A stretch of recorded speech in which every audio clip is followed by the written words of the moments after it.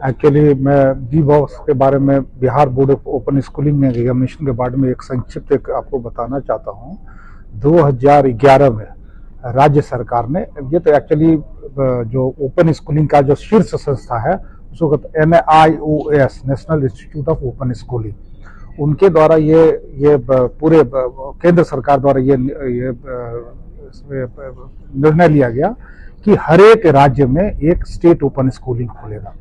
उस state open के तहत अंतर्गत, उस पॉलिसी के अंतर्गत Bihar board of open schooling examination की स्थापना जो है 2011 में वर्ष में सोसाइटी रजिस्ट्रेशन एक्ट 1860 के अंतर्गत एक स्वायत्त शासी संस्था के शिक्षा विभाग के अंतर्गत ये स्थापना हुई। इसका जो मुख्य उद्देश्य है, जो मुख्य धारा से जो शिक्षार्थी सामाजिक, भौगोलिक, आर्थिक या किसी कारणों से जो मुख्य धारा से हट चुके हैं, उन शिक्षार्थियों को मुख्य धारा में हमारा लाना ही मुख्य उद्देश्य है। इसके अंतर्गत ये जो शिक्षार्थी है हमारे, जिस तरह से अन्य board ICSE, CBSE, Sanskrit Shiksha board, Madrasa board, Bihar school admission board में जो माध्यमिक और उच्च माध्यमिक का परीक्षा देते हैं और उसकी जिस तरह से मान्यता है, उसके समतुल्य मान्यता इसकी भी है। Bihar board of open schooling से जो विद्यार्थी पास करेंगे उनकी मान्यता उसी तरह से जिस तरह से अन्य बोर्ड की मान्यता है। इवन इसका रिकॉग्निशन ऑल इंडिया यूनिवर्सिटी के तहत भी दिया गया। जो बच्चे हायर एजुकेशन करना चाहते हैं उनको ये भी हायर एजुकेशन के लिए भी ये अवसर प्राप्त करता है बी बॉस। और बी बॉस में वो दो तरह के एग्जामिनेशन होते हैं। एक ओपन स्कूलिंग है, तो इसीलिए शिक्षार्थियों को जो स्टडी लर्निंग मटेरियल है उसके थ्रू पढ़ना रहता है। They don't want to, they are not suppose to just go to the schools. उनको अपने घर पर ही स्व अध्ययन सामग्री जो मिलता है उसके थ्रू वो अपना अध्ययन करते हैं। इसमें माध्यमिक और उच्च माध्यमिक दो हैं कोर्सेज, जैसे अन्य बोर्ड में है। कि भारत में जो न्यू शिक्षा पद्धति जो चलती है, जो भी न्यू एजुकेशन पॉलिसी आती है, वो बिहार में भी सभी जगह लागू हो। तो बिहार में लागू होने के लिए जैसे बी बॉस से भी हम लोग का संबंध होता है, क्या सिलेबस होगा, क्वेश्चन क्या सेट होगा, इसमें भी बी बॉस और SCERT मिलकर के काम करता है। बी बॉस मुख्य रूप से अभी तक ये भी एक विचार के साथ चल रहा है कि यदि किसी बच्ची का पढ़ाई छूट गया, बच्ची या बच्चा यदि किसी कारण बस पढ़ाई छूट गया, तो यहाँ उम्र की बाध्यता नहीं है। किसी भी उम्र में आपको जब सुविधा हो आप पढ़ सकते हैं, अपने आगे की पढ़ाई का शौक पूरा कर सकते हैं। लेकिन हमारे यहाँ जो अभी शिक्षा पद्धति जो लागू है, खास करके NEP 2020, इसमें इस बात को स्पष्टता के साथ जोड़ दिया गया कि पढ़ाई का मतलब है कि हम उसके साथ साथ कुछ दक्षता भी सीखें। तो जब हम दक्षता सीखने की बात करते हैं, तो जो हमारे नॉर्मल स्कूल हैं उसमें तो इस साल से क्लास 6 से ही व्यावसायिक शिक्षा भी शुरू किया जाएगा।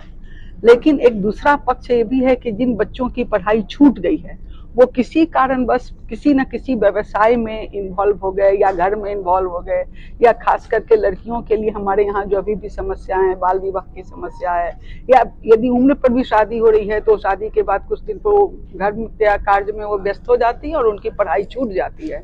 अब एक उम्र के बाद जरूरत पड़ती है उनको रोजगार की, व्यवसाय की।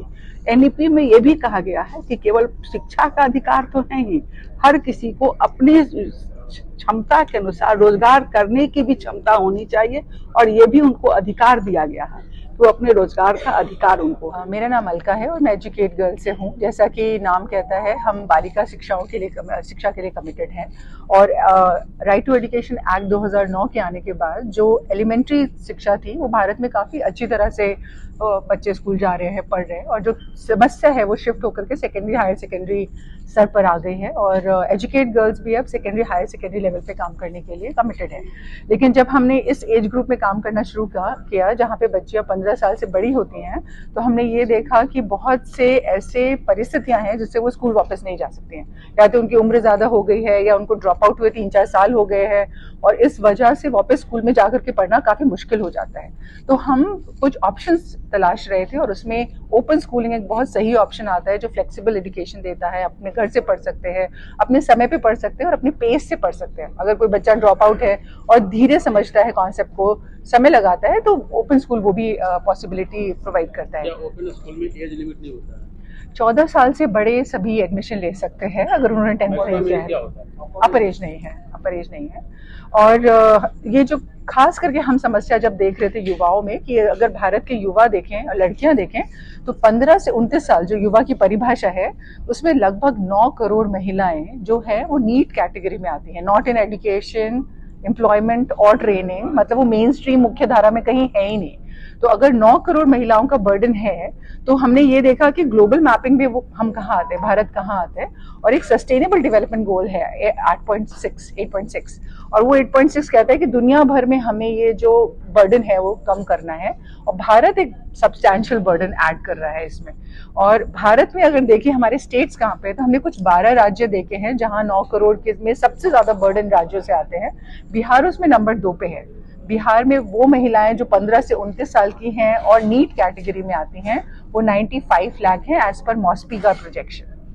मॉस्पी भारत सरकार का विभाग है और उन्होंने प्रोजेक्शन किया है कि 2021 में लगभग 95 लाख महिलाएं 15 से 29 साल में बिहार में मेन स्ट्रीम में नहीं है, नॉट इन एजुकेशन, एम्प्लॉयमेंट और ट्रेनिंग। और हम ये समझते हैं कि अगर इस एज कैटेगरी को शिक्षा से वापस जोड़ा जाए तो खाली शिक्षा काफी नहीं होगी, शिक्षा के साथ उनको स्किल देना बहुत जरूरी है क्योंकि उनका जो इंटरेस्ट है शिक्षा में वापस आने का वो रोजगार या इनकम के थ्रू है और सिर्फ शिक्षा उनको ये प्रॉमिस नहीं करता। और ओपन स्कूल ये प्रॉमिसेस भी लेकर के आता है कि जब आप 10th करो तो आप वोकेशनल एजुकेशन के साथ कर सकते हैं, आप 12th करें वो ITI इक्विवेलेंट हो सकता है। उन बच्चों के लिए क्या कहिएगा जो डर उनके अंदर होता है, जो CBSE में मान्यता प्राप्त होता है, बिहार बोर्ड में होता है, वो ओपन बोर्ड में नहीं होता है, उनके लिए क्या मैसेज रहेगा? बड़े स्कूल में एडमिशन नहीं हो पाता है।